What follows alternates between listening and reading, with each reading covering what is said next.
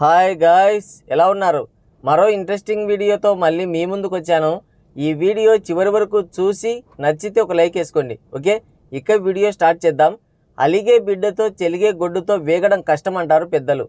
ఇప్పుడు మన లెవెన్ మామయ్య కూడా ఈ కోవకి చెందినవాడే అని వాపోతున్నారు పొలిటికల్ మేధావులు. కడివేడు గుమ్మడికాయ అయినా కత్తిపీటకి లోకువే అని 5 సంవత్సరాలు సీఎంగా చేశాడని కూడా చూడకుండా ట్రోలింగ్తో ఆడేసుకుంటున్నారు నెటిజన్లు. దేశ చరిత్రలో ఏ రాజకీయ నాయకుడు కూడా ఈ రేంజ్లో ట్రోలింగ్కి గురవ్వలేదు. పాపం ఈ ట్రోలింగ్ నుంచి తప్పించుకోవడానికి ఎక్కడికని వెళ్తాడు? దేశం విడిచిపోదామంటే కోర్టులు ఒప్పుకోవు. ఏది మాట్లాడకుండా ఉంటే ఎవడు పట్టించుకోడు, గుర్తుంచుకోడు. చివరికి పార్టీని మూసేసుకోవాలి. కాసేపు విశ్రాంతి తీసుకుందామని ప్యాలెస్లో పడుకుంటే నిద్ర పట్టదాయే. మరి మన పులివెందుల పులిబిడ్డకి ఏం చేయాలో అర్థం కావడం లేదు. ఆత్ర పెళ్లి కొడుకు అత్త వెంట పడ్డాడని 2019లో అధికారంలోకి రాగానే చంద్రబాబు పాలనలో అవినీతి జరిగిందని చూపించాలనుకున్నాడు. అనుకున్నదే తడవుగా ప్రజా వేదికను కూల్చాడు.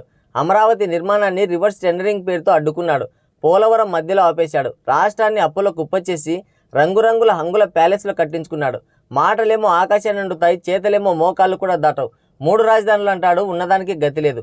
వీధి వీధిన మహామేత రాజశేఖర్ థామస్ గారి విగ్రహాలు పాతించాడు.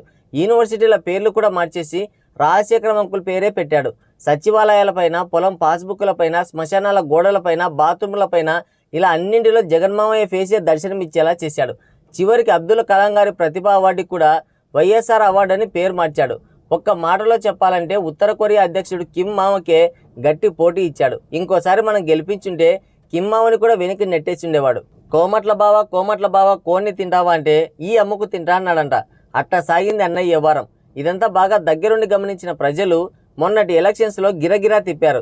అధికారం పోయినప్పటి నుంచి అన్నయ్యకు దిక్కు తోచడం లేదు పాపం. ఒకరోజు ప్రతిపక్ష హోదా కావాలంటాడు, ఇంకో రోజు రాష్ట్రపతి పాలన కావాలంటాడు. రాష్ట్రపతి పాలన పెట్టినప్పుడు ప్రతిపక్ష హోదా ఎందుకంటే మాత్రం చెప్పాడు. రాష్ట్రంలో హత్యలు జరుగుతున్నాయి, హత్య రాజకీయాలు జరుగుతున్నాయి అంటాడు. శాంతి భద్రతలకి విఘాతం కలుగుతుందని ఢిల్లీలో ధర్నా చేస్తాడు. వాళ్ళ పేర్లు చెప్పంటే మాత్రం బిక్కిముఖం వేస్తాడు. సరే, ఇప్పుడు ఏం చేయాలో చెప్పంటే మాత్రం అన్నింటికి ఒకటే సాకు, చంద్రబాబు రాజీనామా చేయాలి అంటాడు. మొత్తానికైతే ఈయనకి అధికారం కావాలి అంతే. ఇక రీసెంట్గా జగన్మామయ్య ఒక ఘనకార్యం వెలగబెట్టాడు. ఏంటంటే ఏపీజే అబ్దుల్ కలాం గారి వర్ధంతి రోజున ఆయన గురించి ఒక ట్వీట్ చేశాడు. ఏమని ట్వీట్ చేశాడంటే, దేశం గర్వించే శాస్త్రవేత్తగా, విద్యావేత్తగా, రాష్ట్రపతిగా అబ్దుల్ కలాం గారు దేశానికి అందించిన సేవలు చిరస్మరణీయం. కలలు కనండి, వాటిని సాకారం చేసుకోండి అంటూ యువతలో స్ఫూర్తిని నింపిన మిసైల్ మ్యాన్ ఆయన. ఒక మారుమూల గ్రామంలో జన్మించి దేశ ప్రథమ పౌరుడి స్థాయికి ఎదిగిన ఆయన తీరు అందరికీ ఆదర్శనీయం. నేడు అబ్దుల్ కలాం గారి వర్ధంతి సందర్భంగా మనస్ఫూర్తిగా నివాళులు అర్పిస్తున్నానని అన్నయ్యకు నోరు తిరగని పదాలతో పెద్ద ట్వీటే వేశాడు. ట్వీట్ బాగానే ఉంది కదా, దానిలో తప్పేముంది అనుకోకండి.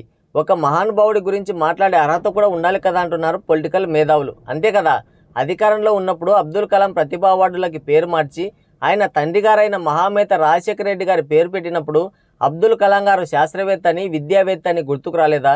విశాఖలో అబ్దుల్ కలాం వ్యూ పాయింట్ తీసేసి వైఎస్ఆర్ వ్యూ పాయింట్ అని పేరు పెట్టినప్పుడు ఆయన రాష్ట్రపతి అని, మిసైల్ మ్యాన్ అని గుర్తుకు రాలేదా అని ఘాటుగా అడుగుతున్నారు మేధావులు. మొగుడు నిడిచిపోయిన పెళ్ళాం, అత్తా నీ కొడుకు ఆకలికి ఆగలేడు, యాలకింత అన్నం పెట్టు అందంట.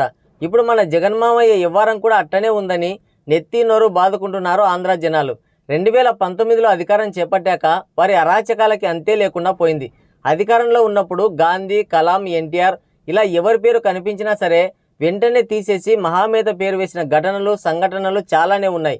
ఇదేంటని ప్రశ్నించినా, విమర్శించినా, పోస్టులు పెట్టినా ఎత్తుకెళ్లి జైల్లో నూకేవారు, కేసులు పెట్టి వేధించేవారు. అయితే ఇప్పుడు పరిస్థితి పూర్తి భిన్నంగా మారిపోయింది. అందుకే ఇప్పుడు నెటిజన్లు అన్నయ్యని ఓ రేంజ్లో ఆడేసుకుంటున్నారు. మరి జగన్మామయ్య వేసిన ఈ నోరు తిరగని ట్వీట్ గురించి మీరేమనుకుంటున్నారో కింద కామెంట్ చేయండి. మరో ఇంట్రెస్టింగ్ వీడియోతో మళ్ళీ కలుద్దాం. Thank you, take care, bye bye.